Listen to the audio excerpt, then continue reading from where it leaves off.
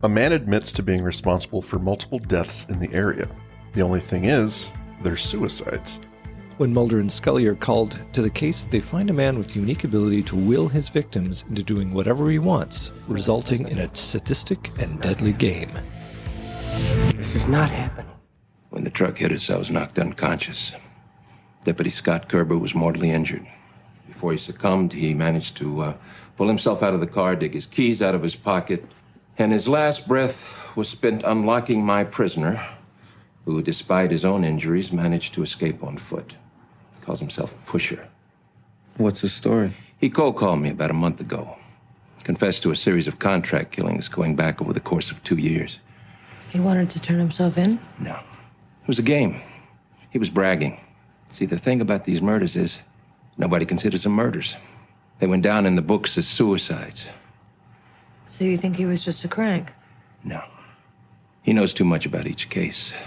Too many details that were only in the police reports. What connection did this dead deputy have with him? Not as far as I can tell. Kerber was a good cop. Then why did he free him? Pusher kept rambling about cerulean blue, kept saying how it reminded him of a breeze or something. Cerulean blue is like a gentle breeze. Over and over. And then Kerber pulled into the truck and blammo. So you think that Pusher somehow talked him into doing this? He willed him into doing that? Willed him? How? No kidding how. Welcome back to the show, everyone. You're listening to This Is Not Happening, another X-Files podcast. And I am Andrew, and as always, with me across the country is my good friend Mike. Mike, how are you doing tonight? You will host this episode, and you will like it. I will like hosting this episode. Yes. Mike, I can't stop myself from hosting the episode.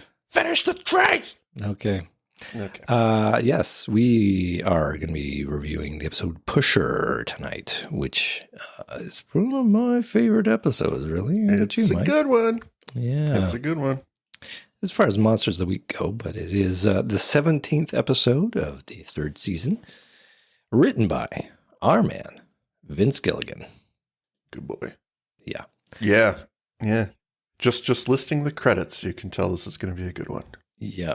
And directed by Rob Bowman. So, I mean, nobody is part of this production which doesn't know how you are supposed to do these shows. Right. So, interesting fact. Oh. The role of Modell, played by Robert Wisden. Mm-hmm. Is this how you pronounce the last name, Wisden? Yeah. I couldn't get it. Originally, they had envisioned Lance Henriksen for that role. That would have been interesting. It would have been. Except, I think, they may have already had him in mind for Millennium and didn't want to sort of steal him away from that. Because if he did that there, he'd always kind of be Modell. So, yeah. It would have been a tough one. I think, Millennium had started in 96, so I think they were in production already. Yeah. So by the time this episode aired, which was early 96, early 96, that would have been just March 94, actually. This is when it... Oh, no, wait. No. Oh, that's dumb. It says it's two dates. The air date is Feb 1996, but for some reason it says 94 on another part of this page, which is ridiculous. So yes. All that to say, you're right. 96. Yeah, they would have been already in production, I'm sure. So. Yeah, but can you imagine Lance Henriksen as Modell? I think that'd be amazing. It'd be pretty good. I really like Lance Henriksen, although he does a great job in Millennium, but I had on a whim, I bought Pumpkinhead a couple of years ago, and I gotta say, not as bad. Yikes, not good. And he's the main character, and it's just, I love you, Lance Henriksen, but that was not your best. Well, going into it, I think with a name like Pumpkinhead, you kind of know what you're gonna get. I'm into that kind of horror, monster horror, especially Stan Winston Studios. That was a big Stan Winston creation, and I gotta say, not great, not the best on all aspects. It was just not very creative monster for me. And then, Not so good. much. Just Okay. not so much. Well, If you haven't seen the movie, you should go see it. an endorsement like that. The other interesting cameo in this one is Dave Grohl of the Foo Fighters. The Foo Fighters. I have to admit, I did not peg him when he supposedly has his scene. So he's clearly a background. Yeah. Not easy to pick up. But hey, cool. So he and Michael Bublé can do a little thing together, being X-Files people. Our Time on the X-Files, the song. I wonder if Dave Grohl got fired. Probably not. Probably. He's a nicer guy. He's a nice guy. Michael Bublé is just a thief. Well, Mike, shall we push on in to this episode review? Let us. Excellent. I feel compelled to review this episode. Yes, I have that power over you. We open in a supermarket in Loudoun County, Virginia, following a man as he does his shopping, while a Muzak version of Misty plays over the PA. The man's shopping gets a bit extreme as he takes an entire shelf of Carbo Boost energy drink. Soon enough, another man enters the aisle, also shopping, but surreptitiously keeping an eye on our compulsive energy drink shopper. The first man hits the cash, followed by the second. And in line, the man takes an issue of the World Weekly Informer, a tabloid, which shows on its cover a pretty good likeness of the Fluke Man.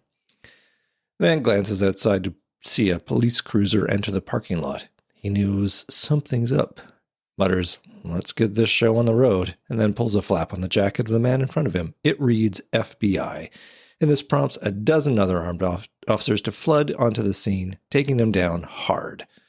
Agent Burst enters the scene and addresses the man as Pusher.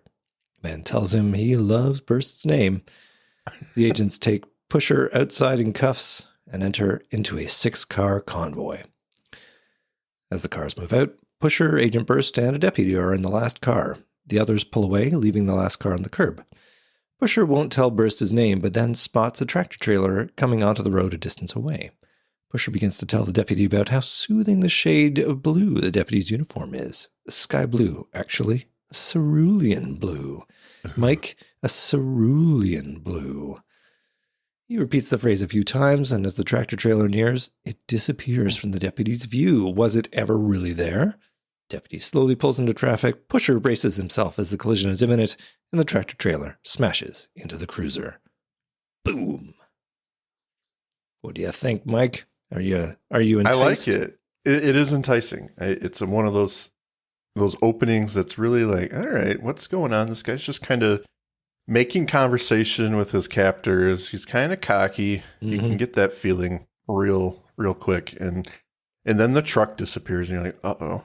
Yeah, that's the moment, oh, that's the power here. Yep. Very interesting. And it's not direct, good. like, what I liked about it was it wasn't direct, like, you see that truck over there? It's gone. It's disappeared. Yeah. You do not see the truck. Ooh. Yeah, it wasn't some sort of parlor trick. It was just random conversation. Yep. But connected. So it's not about the words he uses. It's about the connection he makes. The other thing I like about this opening is just the mundane, shopping at the store, and then the FBI agents descend on him. Like, this is something that's been in the works for a long time. I just really like that juxtaposition from really normal day life to shit's going down. So yeah, it's pretty great. Now, I have one small thing in this whole opening. Love it. God. I know. And keep in mind, I love this episode. So with the greatest of hesitation, I bring this up. Okay. But surely there are other ways for Pusher to use his powers to escape. This is a really, really risky way. It is risky. Like, he's relying on a lot of factors to go his way, such that he does not get smushed by a tractor trailer. Yeah, you'd think he might choose a different vehicle to try this with, but yeah, he chooses a semi because he's just that cocky. Yeah, it doesn't really follow for me. Like, it's rough. Not that it's bad. It is exciting and interesting, but it's one of those things where, you could have just maybe on the way to the cruiser talked your way out of your handcuffs or something.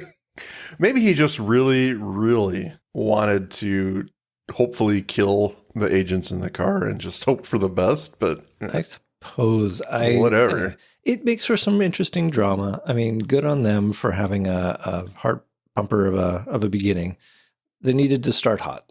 So yeah, that's fine. But I just look at it like I see no way you can guarantee that this is going to play it the way you want it. Well, he puts his feet up against the window, so he should be safe. I don't see any problem with that. I think his legs should be crushed myself. But yeah, I don't know that I would have propped myself up against the door facing the truck, just because any part, you want to get as far away from that truck as possible. But yeah, exactly. So, small thing. Small thing. A little bit of luck on Pusher's side, but a little bit. Well, after the credits, we see a slideshow. We see a slideshow of the dead deputy, narrated by Agent Burst. Burst explains that the last actions of the deputy before he died were to calmly uncuff Pusher and allow him to escape. Mulder exploits his superpower early. He thinks Pusher was able to convince the deputy to do what he wanted by the force of his will. The next slide is a bloody word inscribed onto the smashed cruiser. And Mulder is quickly able to determine it's the word Ronin. Well, it's backwards at least. But Ronin, I don't think that's how you say that, but okay. I like Ronin. Yeah, I think Mulder puts a little extra sauce on it. I don't agree with it. I don't think. Well, it is in the tradition of anglicization of Japanese words, the most worst way possible. Anyway, Ronin means a samurai without a master. So we cut to Mulder and Scully going through back issues of American Ronin, a glossy martial arts magazine. More issues are brought to them by a young woman with an obvious bruise on the side of her face. She relates the circumstances she got mugged. As the pair go through the want ads of the magazines, Scully asks Mulder for his theory, and he proposes that it's just a matter of suggestion, the same thing that's used in advertising, but on a bigger scale. Mulder finds an ad that's been in all the magazines going back through the span of the murders. It reads, "I solve problems, OSU." And soon enough, Mulder consults his handy English-Japanese dictionary and finds that OSU means to push. Mike, it's a lead. That's a lead. I will say, as tenuous as that feels, when you think about it, it does. The fact that he went to a Japanese translation book makes sense, with the whole Ronin thing. I think there are episodes where he would just pull out a book out of nowhere and just, this is what we're looking for. But it did work a little bit better in this episode because of the Ronin aspect. If I'm going to split hairs, and I hate to do that with this episode, I really do. But if I'm going to split hairs, the leap to American Ronin magazine from the word Ronin being written on the cruiser in blood, that's the leap. It is a little bit more of a leap, yeah. Okay. And poor Holly, this is her first real appearance, and she has a shiner. It's such an obvious drop, and it's going to come up again later. Yeah. They really call attention to it. Oh yeah. So something is going to happen here. So I in a way, I was surprised that Scully brought up anything. I mean, I've seen it, so I know it happens, but it's the same time, you don't remember the exact interactions of when things happen. But she's the first to say, "I couldn't help but notice." Yeah, couldn't help but notice. Do we ever see Holly again? We do. She pops in here and there, very rare. I think her last appearance is the opener to season 5. She plays like the switchboard lady. She's just on the phone with Scully for a minute, and then that's about it. Well, we cut next to a phone ringing in a parking lot in Falls Church, Virginia. In their car, Mulder is calling it from his cell phone while Scully sleeps. No one answers. Mulder is starting to think this is a wild goose chase when the phone booth starts ringing. And he runs over to answer it. It's Pusher. He was watching them up until about an hour ago, but now he's far away. Scully runs a trace. Pusher tells the agents they have to follow his little breadcrumbs and tells Mulder the next clue can be found by letting his fingers do the walking. He hangs up, and Scully reports that the number can't be traced. He must have been using a digital scrambler, Mike. Which is probably one of the better redirects from the old phone trace plot gambit. Yeah. Mulder figures that the pusher might have used the phone before the agents did. So they have the operator ring through the last dialed number, and it turns out to be a golf driving range. So that's where they're headed to next. I want to point out that Mulder couldn't piece together let your fingers do the walking. You needed Scully for that one. Yeah. This Oxford-educated detective could not put that together. He's not good on pop culture, ad-lines. That's what it is. But I got to wonder about this whole tracing the phone. I know it's going to come up again, and they're setting it up here, but like the digital scrambler thing that Scully says, he doesn't have that. It doesn't come up again later either. So I don't buy it. I think it's a little don't buy it. So if you are listening, Vince Gilligan, Andrew is finding some cracks in the pillar of this episode. The easier answer is just it's a shorter call and they don't have enough time. Absolutely. I would go with that. Yeah. Well, the next scene is a golf driving range. We have a driver sending a ball out onto the green. The pusher arrives and he takes a shot. He looks like a pretty competent golfer. He's looking out onto the range and he sees something we don't. At the edge of the range, well beyond the scattered golf balls, we see a camouflaged man with a rifle adjust his position. Pusher mutters, "It's about time," and scampers off. Not a chance he saw that. I know. Not a chance he saw that. I wonder if they're implying he has another ability to sense them. Because he seemed to know what was going on in the store too, right? Yeah. I mean, but that one feels a little bit more legitimate. Like you can spot, if he's so inclined, he can educate himself on detective costumes or sting operations. Like you could I could do that if I spent too much time on it, I'm sure. But I think this one was just like, not a chance. That's 500 yards away. And there's a forest behind him. There's no way you saw that. Yeah, exactly. I kind of wish they'd leaned into that a bit more and allowed him to read thoughts as well as implant them. Because I think that it maybe would be too much. Maybe, because the thing I really like about this episode is they have one hook and they drive all around it. They explore it really well and they tell a really thoughtful story. Not like some episodes where they take two or three things and mash them together and then a plane crashes 2/3 the way through. This one is pretty straightforward and good, but maybe allowing him to read thoughts is too much. But it's clear they're implying he can sense these people. Yeah. So I'm okay with it, actually. Do me a favor at the end of the review. I have a question for you, but just remind me in case I forget. Can you give me a hint what that question will be? Parallels between this episode and another. Parallels between this episode. Okay. Viewers, if I don't bring that up, call me out on it. Yes, please. Immediately. Immediately when you listen to this. Comment. A week from now. Bring it up immediately. All right, so Pusher has seen the camouflaged officers. He's scampered off, and we then cut to the other side of the building where we have other SWAT agents with automatic weapons and black uniforms and helmets and balaclavas. These guys look the part. I will give them that. This is good production value. So they are going around, and one of them goes inside, and he encounters Pusher in the basement. He's got him at gunpoint. It looks like this is all over, but then Pusher tells him to relax. Just calm down, obviously using his power. And he asks to see the officer's face. The officer complies, but he's still holding his gun in Pusher's direction.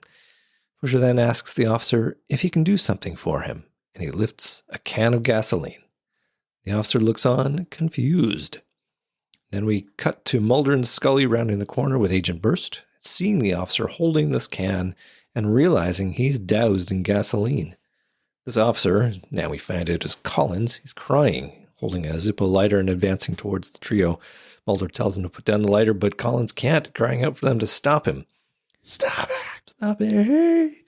Scully rushes off and picks up a fire extinguisher while Mulder removes his coat. Unable to control himself, Collins flicks the lighter and is quickly engulfed in flames. Scully blasts him with the extinguisher while Mulder smothers the flames with his coat, and quickly they get the fire under control, but not before Collins is horribly burned.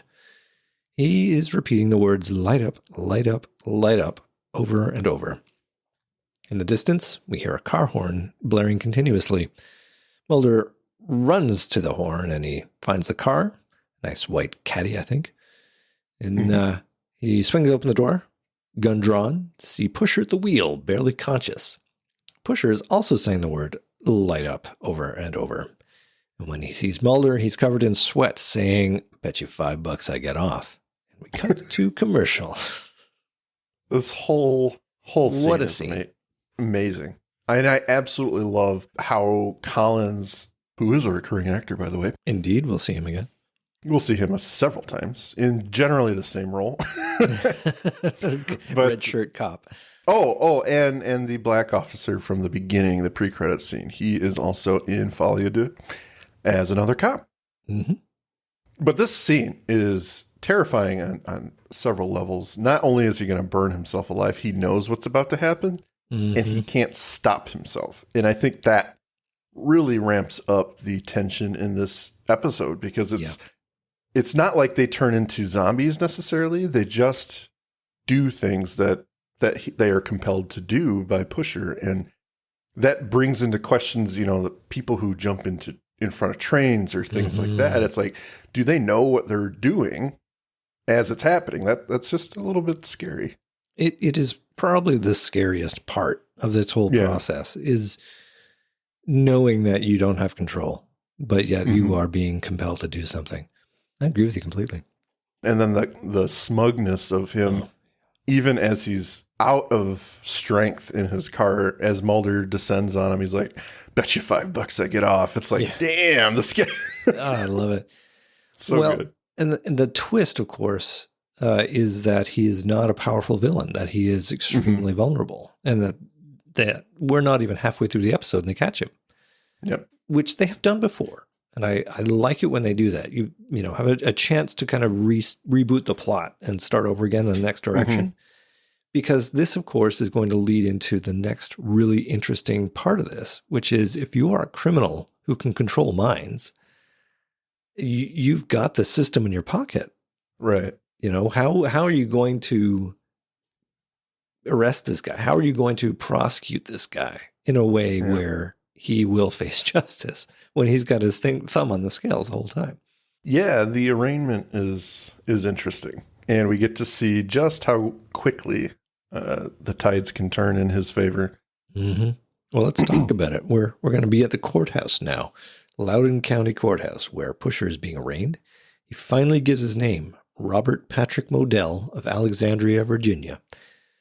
Mulder is questioned by the judge about the nature of Modell's crimes and why the FBI thinks he's guilty. Mulder explains how they got involved with Modell's bragging call to Burst and how he has intimate deals of the crime scene. Modell's defense lawyer makes some good points in his defense. Mulder goes off on a deep end now and alienates everyone in the courtroom by explaining his mind control theory. DA allows the evidence is a bit awkward, but they merely want Modell held in custody while they continue their investigation on the strength of this taped confession. So the judge asks Modell about that, and Modell suggests he did it while he was drunk and doesn't remember. Okay. I think he intentionally makes it flimsy in a sort of come on defense. And it kind of works, actually. Well, a little bit. Modell and the judge share a long, meaningful glance. And as this goes on, we have this great look on Mulder's face like, oh, God, this is it. As he pieces it together, you just see his kind of eye roll without an eye roll expression. Yeah. Like, God damn it, this whole thing's fucked. And what a marvelous moment, right? That show don't tell. You don't need the judge to say, I find you innocent. It just is like, you know where it's going to go. It's wonderful. It cuts to after the hearing and boop, he's out. Our next moment shows Modell leaving the courthouse, shaking hands with his lawyer. The judge has obviously released him. Modell encounters Mulder, Scully, and Burst, where he brags that Mulder owes him $5. Mulder gets his wallet to pay up, and while he's doing so, tells Modell his shoelace is untied. I love this moment. Modell looks. Made you look. Yeah. I know how I did it. How do you do it? Yeah. Well, Modell leaves while Agent Burst threatens Modell as he goes. Not a smart move. Yeah, not for a police officer to threaten a suspect. That's not intelligent. Never a good idea to shout out, I know where you live, in the middle of the courtroom.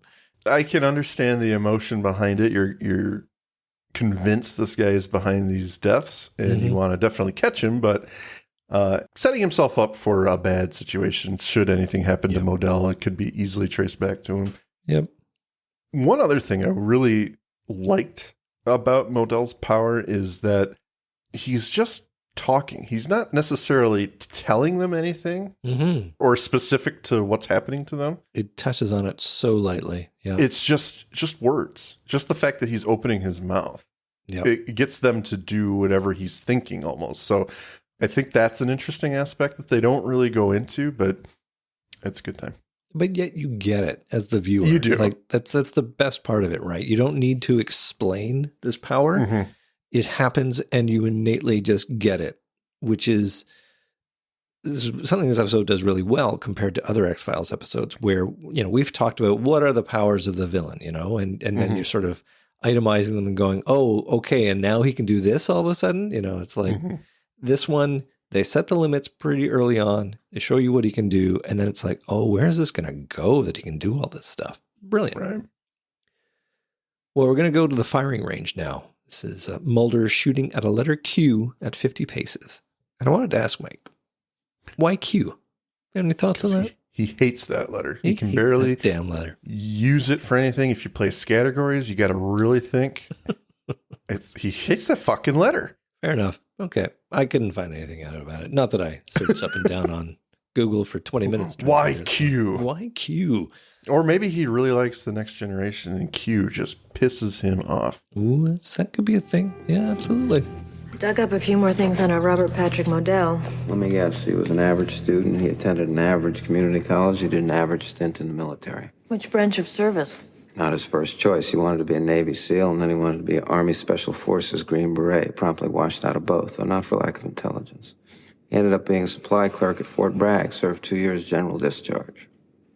Did you know that he applied to the FBI? He didn't even come close to passing the psych screening. You got a copy of that? Yeah. They found him to be acutely ego-centered. He has no regard for the feelings of others, instead perceiving people as objects. He is extremely suspicious of government and authority. Yet he wants to be in authority. The screener caught him in a dozen self-aggrandizing lies, saying that he was a master of martial arts, that he had been trained by Gurkhas in Nepal and ninjas in Japan. Well, ninjas are said to have the ability to cloud the minds of their opponents. Are we talking kung fu movies, Mulder? He certainly clouded the mind of that judge, Scully. Even if Modell could, he didn't need to. We barely had a case against him. Oh, we had enough to get past a simple preliminary hearing. Modell psyched the guy out. He put the whammy on him. Please explain to me the scientific nature of the whammy. I don't know. Maybe it's some mental aspect of some Eastern martial art. The temporary suppression of the brain's chemistry produced by a specific timbre or cadence in Modell's voice. His voice seems to be the key. Mulder, Modell's last known employment was as a convenience store clerk.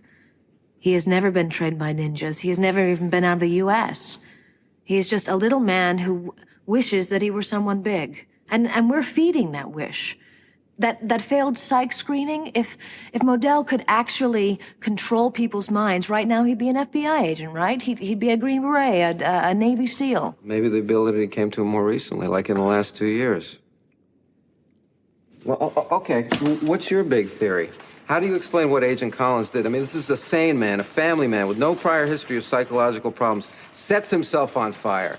You witnessed that. How does that happen? What do you need me to say, Mulder, that I believe that Modell is guilty of murder? I do. I'm just looking for an explanation a little more mundane than the whammy. Well, he's laughing at us, Scully. One of the best lines of the show. Please explain to me the scientific nature of the whammy. Which it's a line you could use for anything in the show. Yeah. It's good because she brings up that thing we like, where she's asking the questions the audience is asking at this point. Why is he not the president? That's right. Exactly right. More importantly, I think in this episode, she is not being overtly antagonistic. No. They love to do this. They love to have them butt heads. But in this case, she's just like, I don't know why, but I accept you're throwing some theories around because that's what you do. But she's not like angry and confrontational about it. She's just like, I don't know. And maybe we should just keep investigating, we'll find out. But And that's one thing about Scully is for the most, or I should say, most of the time, she is like this, where she's resistant but open. mm-hmm. She has seen, I believe, in this episode enough to kind of get on board with what Mulder's saying. Yeah. Enough to where the detective has an issue with this guy. He really believes he did it. He came to us. Yeah. And Mulder's theory, it sounds nuts, but there's no other reason to explain why Collins incinerated himself and these other people committed suicide. Yep. He was present, so there's something. So she's got enough to keep that door open to believe Mulder's theory. She's Vince not Gilligan, man. He set it up so well. Well, we're not done at the FBI building just yet. We cut over to the lobby, and Modell walks in. Oh boy. He's dressed in a nice suit. He sees the metal detector that people have to go through to get inside the building, ducks behind a wall, and writes the words "pass" on a piece of paper and sticks that in his jacket pocket. He approaches the metal detector, the guard looking directly at his pass. Modell asks the guy where he can find the computer section, and the guard tells him. Now, if I was going to split the hair very finely, didn't say anything to the guard. He just talks to him, though. I know where you're going with that, and I understand it, but he opens his mouth, and he does say something. Eventually. That's kind of what eventually, yeah. Yeah. But, but if we need him talking to establish the power, then he needs to come up there, say hello, and then produce the thing and say, this is an ID, or I'm thinking about identifying myself, or, something. Mm-hmm. I gotcha. It's a lovely scene, and I love it. And it is the guard's final episode because he just let a serial killer into the FBI. Won't see him again. You want to know what my issue with this scene is? What's your issue of the scene? Multiple props. You can see the way he writes pass down, and then it changes in just about every shot. So it's like, God damn it. Continuity. You know what? I was liking this episode, but now that you point that out, it's clearly shit. Yep. Well, Modell proceeds inside, unmolested by anyone, to the computer records office, where he finds Holly sitting at a desk. He closes all the blinds and tells Holly he needs to know some things. He's looking for information in personnel files, takes over the keyboard and finds what he's looking for, and then asks her for a printout. Noting her bruise, he tells her that if it was up to him, he'd make the guy that did that to her pay. I'd make him pay. So he's gallant, I guess? No, I think he just wants some. He's a creep. He's definitely creepy. Well, outside in the hall, Skinner is passing by when he sees the closed blinds. He enters, seeing Modell and Holly in conversation. Skinner, clearly suspicious, challenges Modell, but Modell isn't able to put the whammy on Skinner. Skinner puts him in an arm lock and tells Holly to call security. But Modell is able to put the whammy on Holly and convinces her that Skinner was the man who mugged her. She pulls a can of mace out of her bag and sprays him, sending Skinner to the floor in agony. Modell escapes, but not before telling Holly to hurt him bad. And Holly proceeds to kick the living shit out of Skinner, who never seems to get the upper hand in these encounters. No. Discuss. Well, this scene is interesting because, well, number one, he's obviously in a restricted area getting information that he shouldn't have. But to your mention that he can't get the whammy on Skinner, I think that begs the question. He's already got it on Holly from the moment he walks in. So can't do multiple people. Can't do multiple people. So he's not infallible. He can't get out of every situation. But, he had his tendrils in Holly's brain, I guess, by the time Skinner arrived. So I think that's a cool little note that we don't really notice until you think about it. Well, I like the idea to that. Yeah, he's got limits. And again, this is his vulnerability. Like his powers are only so, they're impressive, but they're only so impressive. Yeah. That's a main draw. Like you said earlier, he's vulnerable to his own power, and he can't just get away with everything. That's right. It takes a toll on his body, and I think that's a compelling bad guy. Yeah, and not just they're defining a limit for him, but it's a plot point. You know, there's a very fundamental reason for it, and I think it's going to be very smart. Mm-hmm. So time passes. Holly is crying and apologizing for kicking Skinner's ass. She doesn't know why she did it. Scully asks her to relate anything that might help explain why she did this, and she explains she thought she was watching herself from across the room and that Modell was with her inside her head. So right there is the exact description of what we were talking about. You know, it's the sense of I'm not in control and I know somebody else is making me do this and I'm powerless to resist. It's horrifying. Yeah. Mulder arrives and they excuse themselves from Holly. Mulder relates Modell's unexplainable entry into the Bureau offices, and Skinner relates that Modell took Mulder's personnel file. But again, they don't have much to prosecute Modell with other than criminal trespass. But it's enough for Skinner, so they get a warrant. Pick him up. Proceed to cutting to an interior at night, and armed SWAT officers bust into the house with weapons drawn, followed by Mulder, Scully, and Burst. It's empty, except for the TV being played, and playing the 1931 horror movie Svengali. Svengali. Definitely on the nose there. Where the titular character is mesmerizing a woman. The officers spread out to search for him in adjacent units. Mulder and Scully search the apartment. Mulder finds the fridge is filled with the cans of Carbo Boost.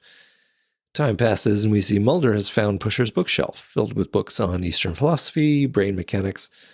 Scully gets off the phone to explain the medication she's found. It's Tegretol.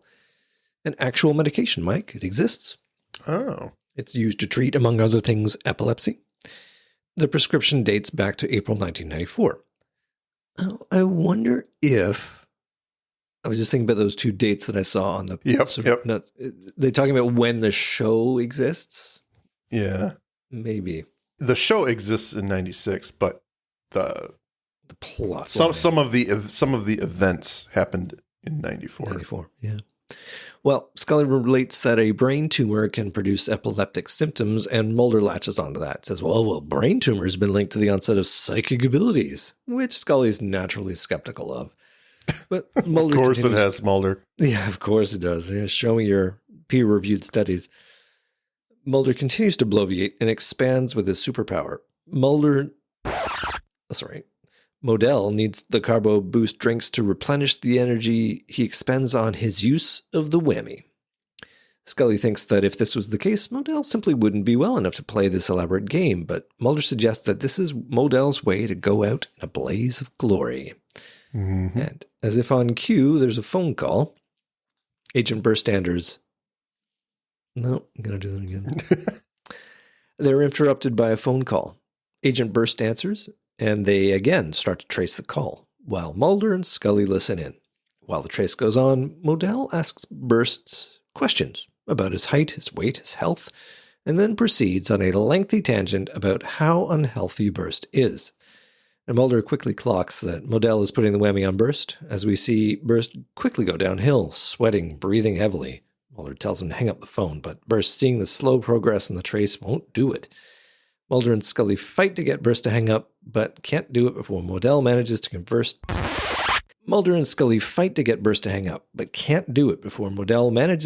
Burst to have a heart attack.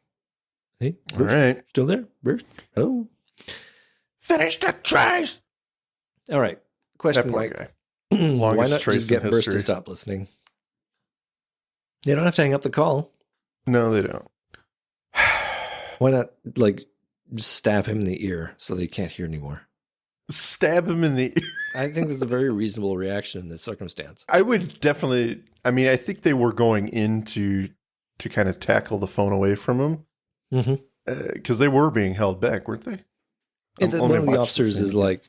He's responding to Burst, who is... I guess this is his investigation. Yeah.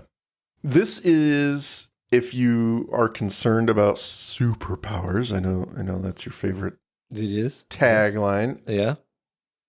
This is almost pushing the boundaries of what's acceptable. hate it, but it's like, okay, so now you're controlling the actual inner workings of the body to produce a heart attack. Like how does that work? But it's still compelling. It's still exciting. I think Burst is on the unfortunate end of the longest trace in X-Files history. It just was not his day. It wasn't really 3 seconds. Yeah. So, to answer your question in a weird way, that's my argument for the end of the episode. Why don't the officers go into the hospital with headphones playing music or something? Oh, absolutely. Yeah. Just humor Mulder, do this for me. Let's all just go in there. We have our orders. Let's take him out. It could have been in and out, but they don't do that. They send Mulder in by himself with nothing. Yeah, exactly. So that is a hole in the episode, I guess, but it still, makes for good TV. This is one of those episodes where it is hard to what if it, because if you do, it does, you could go a different direction. You just have to look at it like it's reporting what happened, how they chose to deal with it. Yeah. Rightly or wrongly. I think that absolutely you could have a moment where he'd say, yeah, we figured out that this is how he uses his powers, so we're just going to block everyone's ears. If they were going to go with the idea that Burst is so unbelieving of Pusher's ability, they could have made him make a bigger deal of it. He's just a guy. We're going to get him like any other criminal. Yeah. I think if that's a failing of the episode, I would say that's one of the only failings. It's totally. Have the agents appear in town on his case. Don't have him come to the agents, because it makes him more of a believer than he maybe truly is. So you want him to maybe, unfortunately, play that typical X-Files antagonistic detective. This is my case. No one called you. But in that case, it may have worked a little bit better. Or start the episode with Burst being dead and just not have him be a figure during the show, and just pursue the fact that an FBI agent was killed in the line of duty and now they're investigating it. I just don't know that I buy the TAC team hindering Mulder and Scully in this moment. Yeah. Well, everything seems to be contrived to force Burst to die. Exactly. It's ordained. He cannot make it out of the scene. No, but exactly. It strikes me as a little weird that the FBI agents on the scene who are clearly working with Burst. Oh yeah. It's like they knew that Scully was going for the phone cord, and they fight her off, and it's like, I don't know. It just felt a little iffy for me, but otherwise compelling. Again, poor Burst. Otherwise, a very compelling scene. Like, it's well carried out and very tense. I bought it for the most part in the moment. It's just afterwards, like, what if they just hung up that phone? Wait a minute. It's still open on the other line, and they can just let Modell talk all he wants. Well, after the commercial, Scully proceeds to administer CPR while Mulder takes over the phone. And Scully, being the competent doctor that she is going to save Burst's life, right? Nope. No, not at all. He's ordained to die. Nothing in this plot. She stops pretty quick. She's like, I've pumped 3 times. That's about it. He's gone. I'm sorry. There's nothing I can do. I'm not even going to call an ambulance. I did artificial respiration 1 time. And I think of all those dramatic sequences where they do CPR well past the red line and then the person comes back. Not so for Burst. Yeah, Burst is dead. Yeah, they give up pretty damn quick. Well, Modell wants a worthy adversary, and he drops some nuggets from Mulder's personnel file. Mulder drops some nuggets right back. He knows Modell is dying and wants to take a few people with him. Modell even gives Mulder the phone number from where he's calling, a payphone. He'll be gone in 2 minutes. And this infuriates Mulder as Scully shakes her head on Burst's condition. Modell has killed Burst for nothing. Modell hangs up, and Mulder sees that Fairfax Mercy Hospital is near the payphone. Scully discovers that Modell's medication was issued from Fairfax Mercy Hospital, so that, Mike, is where they are headed next. So, at the hospital, a platoon of Special Forces guys are surrounding the building. Inside the command van, they determine they've found Modell's car, and Scully determines that Modell is there for a scheduled MRI. Mulder wants to go in alone to confront him, as he thinks that to do otherwise just invites Modell to cause a disaster with the police officers. Mulder asks for a radio, something to keep his hands free, and Lieutenant Brophy gives him a vest that has a connected camera. They will see what Mulder sees. Mulder hands Scully his gun, fearing that Modell might force Mulder to use it on someone else. And Mulder says, well, let's get this show on the road, which brings us right back to Modell's first line. And he enters the hospital. But I must say, before we go on this scene, I think this is kind of the first instance of this kind of use of technology, bringing a camera in with you so that other people can see what you're seeing. Mm-hmm. I just remember at the time thinking, oh, that's so cool. Yeah. The original body cam. It was interesting. It was very new tech. I think at this time, Cops was a thing. It was definitely a TV show, but I don't know that every police officer was equipped with anything like that. So, oh, absolutely. This was definitely new to the American public to see something like this. Well, even Brophy, who is, of course, played by Roger Cross, who we've seen a bunch of times so far, and we'll see a couple of times more. Yeah. He even says that their bomb disposal technicians use this gear so that they can see the bomb, and other people can be looking at it too.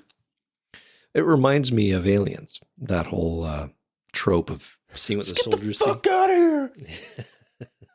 The sergeant's gone! Oh, what a great movie. Speaking of that, real quick, Alien Romulus, the trailer for that dropped today. Are they not done with that series? I'm sorry. Well, it's not Ridley Scott. It's Fede Alvarez. So. Well, he's smart to get out of it because they just keep on flogging that franchise like a dead horse. I can't help it. I'm always you got a soft eager spot to see. I do. I'm always eager to see if they bring it back in a good way. So far, haven't yet. Not. You know what? Not to go too far off, but I push back on all the hate for Prometheus and Covenant. I don't think they are as bad as people make them out to be. They're not great or perfect, but I think there's just some butthurt people out there that, they just had to hate. They're terrible movies.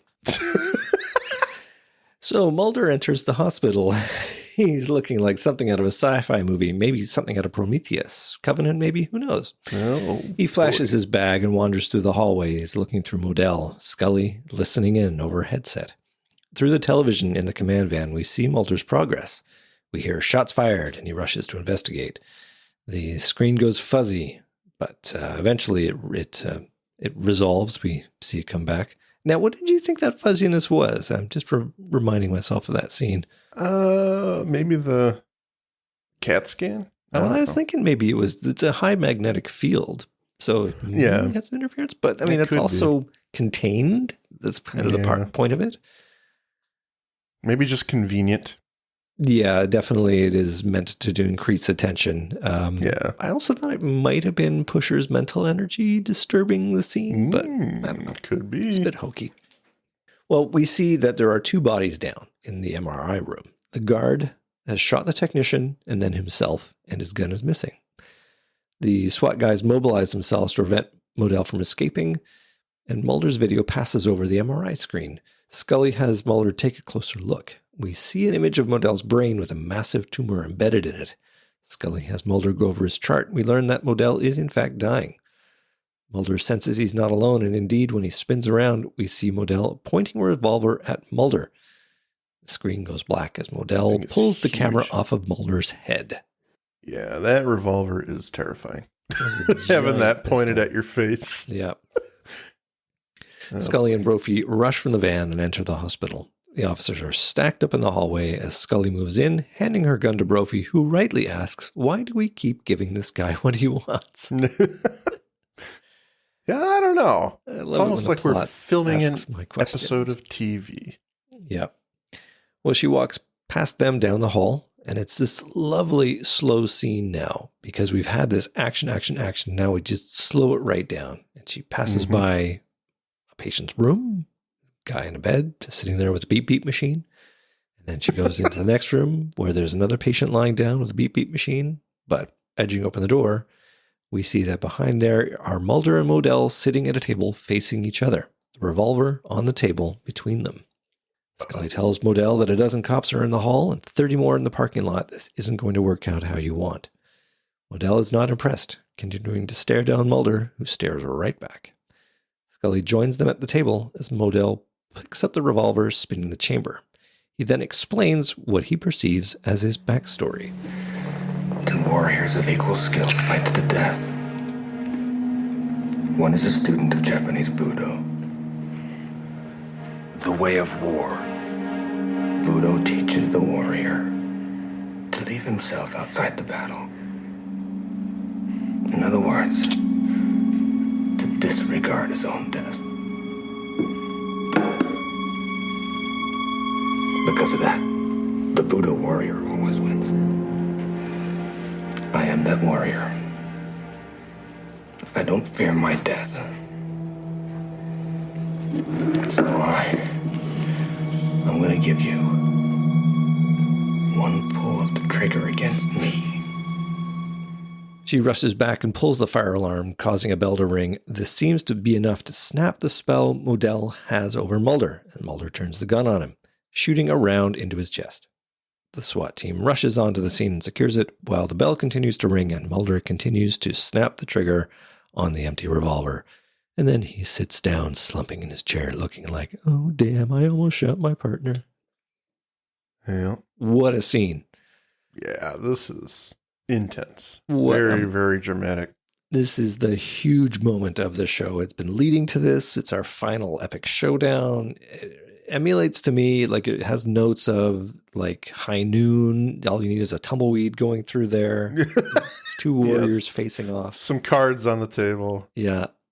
But it's so simple too, right? It's just like, there's a gun, it's a bullet. It's going to be in you or it's going to be in me. But one of us is going to win here. Yeah. It's a very, very exciting scene. And you can see Mulder fighting with himself throughout the scene. And he's actually got enough agency, whether if you want to view it as a plot hole in the writing or whatever, or inconsistency, he is Mulder, but his body is acting out. So he's actually able to communicate a little bit with Scully and Modell as Mulder. You know, he's not completely under his control. He's been able to talk and, you know, I'm going to kill you, Modell. And he tells Scully to run. Yeah. It makes it much more dramatic, obviously, but I really like that. I wonder if it's one of 2 things. Either Modell has allowed Mulder this agency to sort of make it even more sweet, or if and I think this is probably the way the plot wants us to go, is we're meant to believe that Mulder's just strong and he's able to resist. He's able to get some more edgewise. And Modell's not looking so hot. You know, he's definitely sweating and, you know, at the limit of his power, I think. Right. So the question for this moment is, did you buy the pulling of the fire alarm and the ringing of a bell as, you know, the MacGuffin here, which is going to save the scene? It's going to allow the spell to be broken. I kind of have my doubts about that. Okay. Why is that? Well, because I mean, it makes sense to me, just given what I was saying about the headphones, but please share. Okay. You would think that there's a lot to unpack here. The headphones would make you immune to his voice, but we have also already seen that he doesn't necessarily need to use his voice to make the power work. Okay. So your whole thing about just arm the guys with headphones, not necessarily going to be the solution here. And it may not be. Yeah. The only thing I would say is the scene you're referring to is the guard and the metal detector, right? That is that one scene. And also he walks around the whole FBI office with just a pass and nobody stops him. Yeah, I guess that's true. Okay. That's fair. I mean, it's worth debate. I would say, you know, you can hand wave that people are just busy and they're not paying attention. Yeah, that is definitely a possibility. But I'm not discounting what you're saying here. So, okay. So the fire alarm doesn't work for you. Well, doesn't really. I just think that it's such a simple solution, which is perhaps why it's elegant. This idea that the bell has gone off, and maybe that has shocked Pusher just enough to lower his guard so that he's not able to maintain his control. And perhaps, he's at the limit of his part power. of it too. Yeah. I think it's maybe startles him too. Whoa, I wasn't expecting that. So maybe it kind of released his hold a little bit.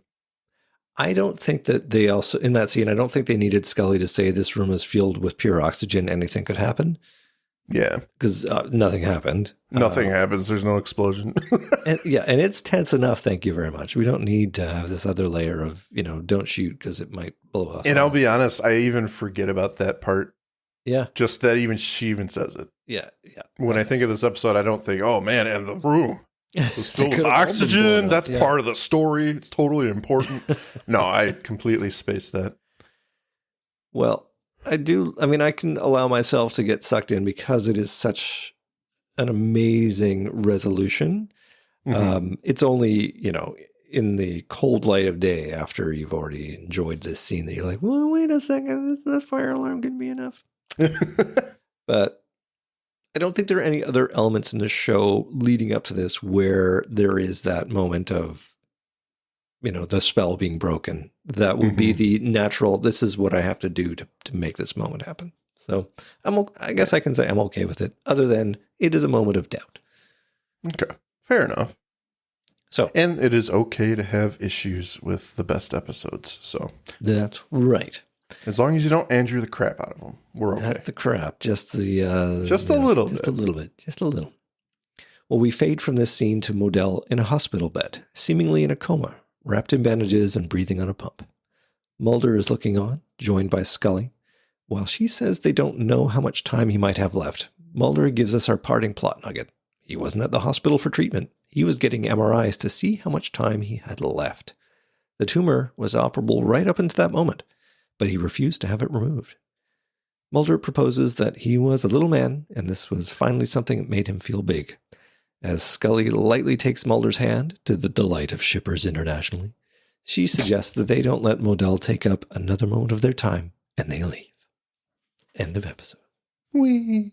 Mike, let me have your final thoughts. Push them on the table towards me, and perhaps reflect on the parallels between this and another episode. Ah, yes. Okay, well, I'm not going to say a whole lot here. We've already kind of gushed over this episode. It has its moments where there's like, I don't know. But overall, it's another banger for Vince Gilligan. He's just showing us this is still early in his X-Files career. Yep. And it remains one of the fan favorite episodes for good reason. It's got an amazing amount of tension for such a simple concept. And the guest star of Bob Wisden is just, he's great. You believe that this guy is just this cocky asshole who's trying to go out with a bang, and he has no regard for human life, and he's at the end of his rope. So he makes a compelling villain because he is that way. And he's also, like we said, he's vulnerable to his own power. It actually drains him to utilize it. So he's not this god amongst men. He's believable in the sense that he can be defeated, and he is someone who's very cunning and very intelligent, but he makes it a very good and very vulnerable bad guy. So I really like that. Now, to address the question I wanted to ask you, do you think this is Sleepless 2.0? Oh, huh. Given the superpower of Modell versus Preacher, very similar in concept, wouldn't you say? Whereas Preacher creates some sort of visual scenario for the victim, he is also able to affect their deaths. Well, it's shot completely differently in that you see the point of view of the victim. Although we do have the very opening credit, and it never happens again. Like we see the cerulean truck disappear, but yet in other cases we don't see anything from Collins. Yeah. we don't see anything with the pass. It's not like we see the guards seeing an actual security pass. And I like that. I think in a way that is better. It'd be too much. Just kind of so in unnecessary. A way, they didn't need to remove the truck. And I almost wish they hadn't, because it would have been like, he's literally pulling out and there's a truck coming. That would be very scary. He's looking right at it. He's looking right at it going, I'm clear to pass. I think you've got something there. I think they are, in a way, revisiting it, but it's definitely a different story, because Preacher wasn't, he wasn't going to die until he decided I'm going to take myself out. Yeah. But with Modell, there's a ticking clock. And I think that makes a very unique part of the story. I almost wish that we'd learned about that earlier, right? That it wasn't this final plot point of him. He's going out and he's going to go out in his own terms. I guess there's not much more I can add other than you're onto something there. It definitely feels like there's a link there, although different enough, I would say, especially in the characterizations. Yeah, there are. Yeah. Sleeper was. I just thought it was interesting. Yeah. It's, the X-Files is not perfect in terms of not revisiting similar ideas, but yeah, I noticed this a little while ago and I was like, it is kind of like Sleepless. I wonder what Andrew thinks. So just thought I'd ask that question. Mike, you're not crazy. Overall, fantastic episode. Andrew, let's hear your final thoughts. Oh, yeah. I think we know where I land on this. Yeah. It's an amazing episode. Vince Gilligan does not disappoint.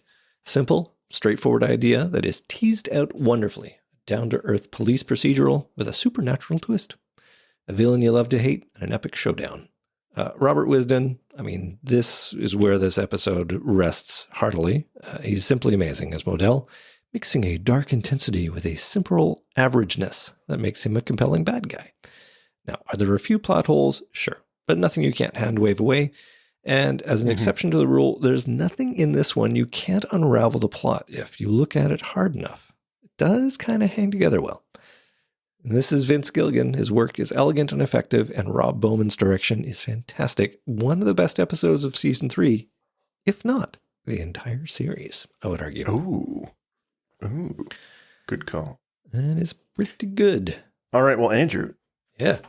We have some listener comments. We do have some listener comments. And that's always exciting. Thank you, everyone, for participating. I'm going to start with, let's go, Emily Messenger. Oh, Emily. She thought she was too late, but she was not.